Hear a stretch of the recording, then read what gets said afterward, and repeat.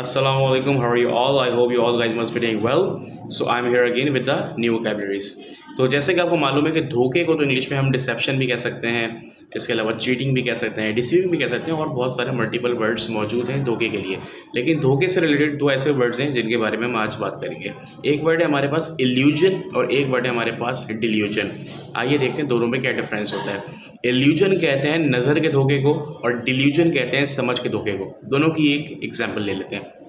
Illusion एक ऐसी situation जिसमें फॉर एग्जांपल हम मैजिशियंस को देखते हैं कि जब वो कोई ट्रिक करते हैं तो वो हकीकी तौर पे तो नहीं हो रही होती, लेकिन हमें ऐसा लगता है कि वाकई उन्होंने कुछ डिफरेंट काम करके दिखाया, जिससे हम कहते हैं कि यार ये तो नज़र का धोखा है, रियलिटी ऐसी नहीं है।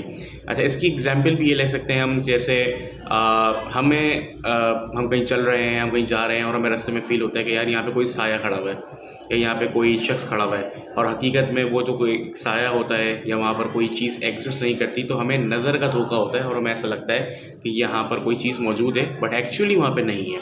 तो ऐसा कोई परसेप्शन आपके माइंड में आ जाए जो कि हकीकी तौर पे नहीं है, इसे हम कहते हैं illusion.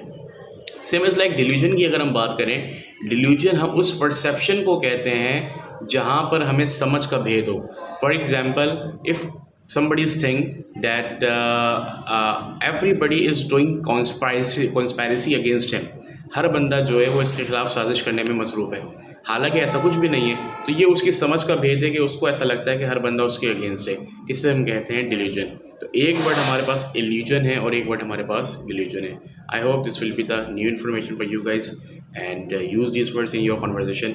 Thank you so much, keep watching my videos and subscribe my YouTube channel. अल्लाह हाफिज़।